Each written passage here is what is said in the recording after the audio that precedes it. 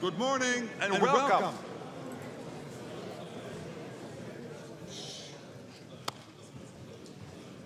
Yes, always difficult to get a big group like this to get organized, but we can. Fantastic.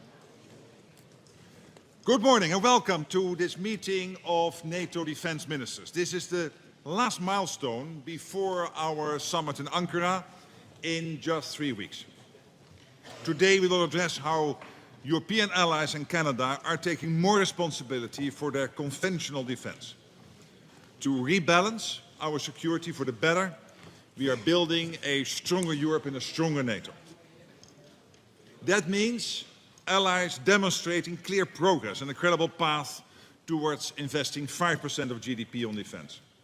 And turning that increased spending into combat-ready forces and capabilities now. We are already seeing truly impressive progress. In 2025, European allies and Canada invested over $90 billion more than the year before. That's an increase of nearly 20% in a single year. And we are already seeing further increases when it comes to the books for 2026. To accelerate defense production and innovation in Europe and North America, it is vital that we also turbocharge transatlantic defense cooperation. There's no other way. We will also discuss issues outside of Europe that very much affect our security. Allies have long agreed that Iran cannot be allowed to have a nuclear weapon, and today, as a result of US action, they are further from that than at any time in recent memory. We all are heartened by the prospects for peace following the US-Iran agreement. Pete, this is truly a remarkable achievement. Thank you. And of course, thank the President for this. Restoring freedom of navigation in the Strait of Hormuz is vital for the global economy. So we will have the opportunity today to address allies' concrete contributions to international efforts to support freedom of navigation. On Ukraine, I expect further pledges of support to be made at the Ukraine Defense Contact Group later today, because we must continue to step up and sustain our support so that Russia's brutal war ends. It is important that every ally does their fair share, particularly through NATO's Pearl initiative, given its effectiveness at providing crucial air defense, which only the United States can deliver. But before we begin our closed session, my dear friend Pete, the US Secretary of War, has asked for the floor. So Pete, the floor is yours. Well, Mr. Secretary General, thank you for your leadership throughout and for this forum. And as I said at my first NATO Defense Ministerial last February, and as the Trump administration has said again and again in the last year and a half, our allies must step up. President Trump has been very clear on this point for many years and over 2 administrations.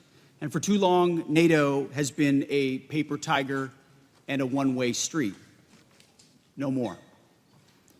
And that's what the Hague Summit is all about. That's what defense spending commitments are all about, transforming NATO back into a real military alliance that's focused on hard power and real deterrence, a NATO 3.0, modeled on the NATO 1.0 that won the Cold War, with our allies actually taking the lead in Europe's conventional defense.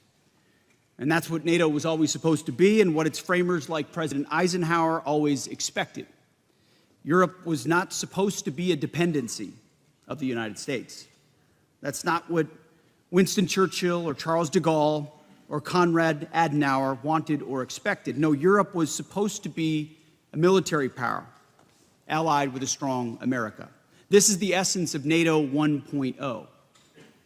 As Dwight Eisenhower himself said as early as 1951, if in 10 years all American troops stationed in Europe for national defense purposes have not been returned to the United States, then this whole process will have failed.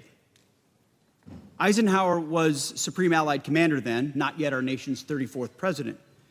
But he and his Allied counterparts, all of them still living in the shadow of World War II, understood that NATO's power did not come from committees or from meetings or from small flags on fancy tables.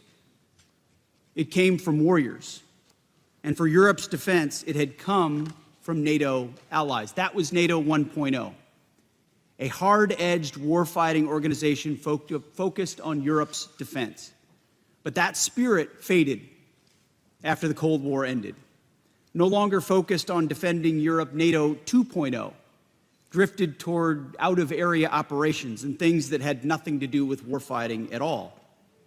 Instead of tanks and fighters and air defenses, the focus has been on gender equity and climate change and defense austerity. Europe's borders flew wide open. Welfare states expanded. Defense budgets cratered, along with Europe's belief in itself and its civilization. NATO lost its way.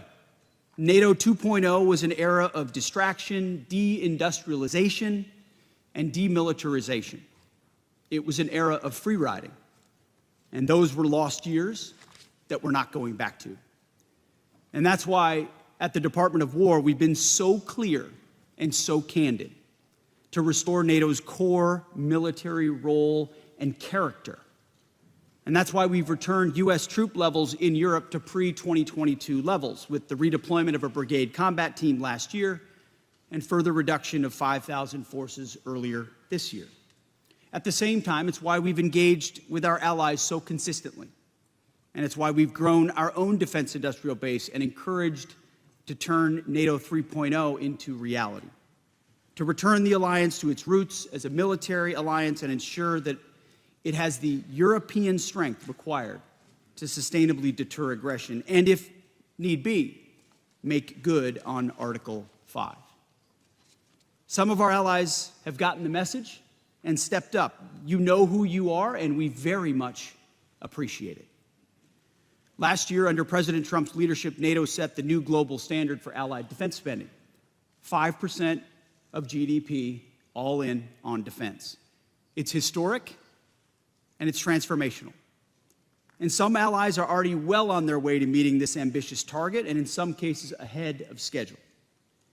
And as you've seen over the last 6 months, President Trump is also committed to the United States defense spending, more than $1 trillion in 2026 and a commitment of $1.5 trillion in 2027.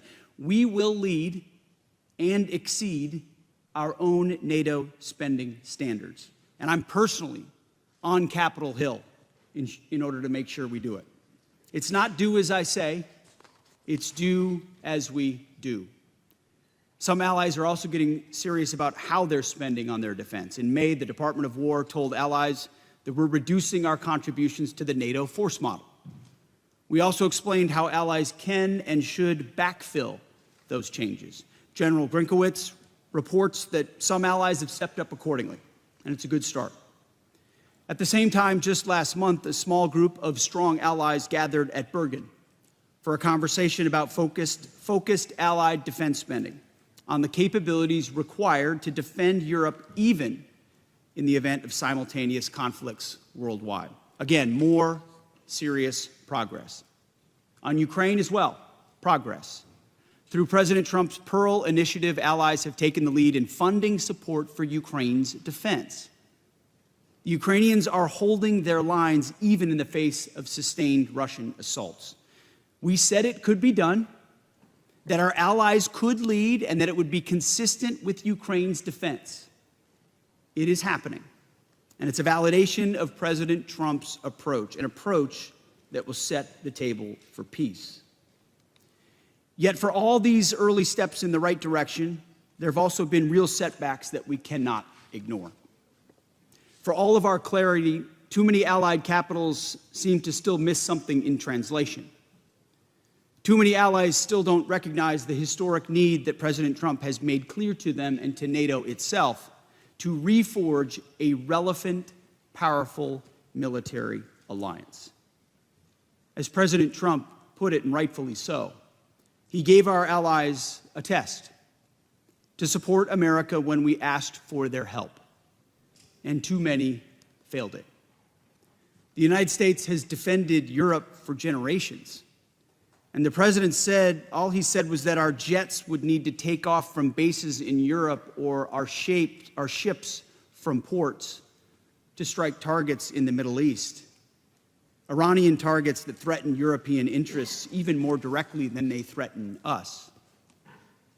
But too many of our allies said no, or tried to drown us in arcane legal debates, or criticized us publicly for doing what they aren't prepared or able to do themselves. It was shameful. These allies, they put America's sons and daughters, our sons and daughters, at risk by denying them the predictable access, basing, and overflight that never should have been in question at all. In some cases, we had to shift capabilities from one country to another out of NATO allied countries altogether. There's no excuse for that. And that's not to mention the fact that some countries have yet to show a credible path to meeting their Hague commitments. Too much talk. Some of NATO's largest economies, some of our richest countries, allies that are happiest to go on about the rules-based international order and middle powers banding together, still seem to think the era of free riding is here. Eisenhower and Trump disagree. This isn't what the President or America expects from this alliance. This is not what any reasonable person would expect. And it's not going to cut it anymore.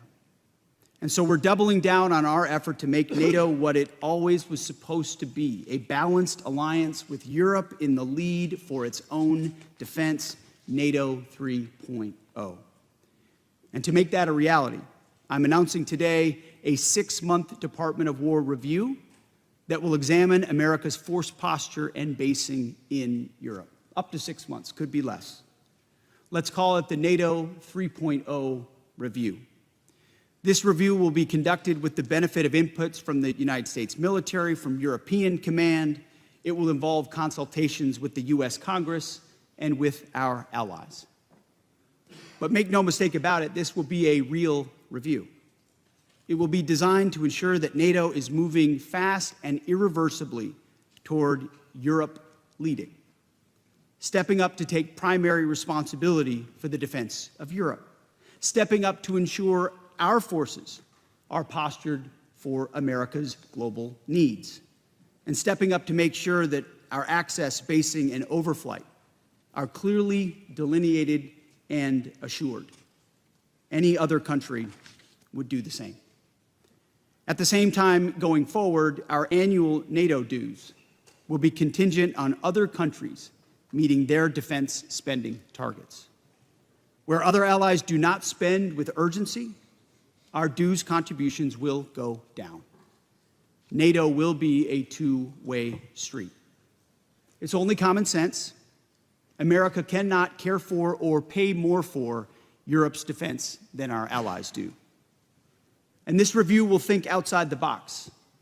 Our national defense strategy states clearly that we're going to incentivize and enable our allies to step up and do their part. So we're going to keep a close eye on allies who are not doing that and who say no, or maybe, or wait and see when it matters most. It's a review that some countries will fail and others will pass with flying colors. In the end, the review is intended to both improve U.S. force posture and basing and strengthen NATO 3.0. It's intended to be constructive, as we have always been. There are no strategic surprises here. There haven't been. I've been clear with all of you since my first remarks to this body in February of 2025. President Trump has always done the same. Our direction of travel is and has been clear. This is the right thing to do by the American people. It's the right thing to do by this alliance. Europe can and must take primary responsibility for its conventional defense as it pledged at the Hague Summit. And in the process, safeguarding Europe's defense for generations to come.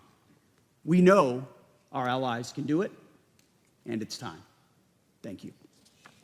Thank you very much, Secretary Hegseth. Dear Pete, there's much to discuss and decide today to further strengthen our deterrence and defense. And with that, I want to thank the media for joining us, and we will now continue shortly.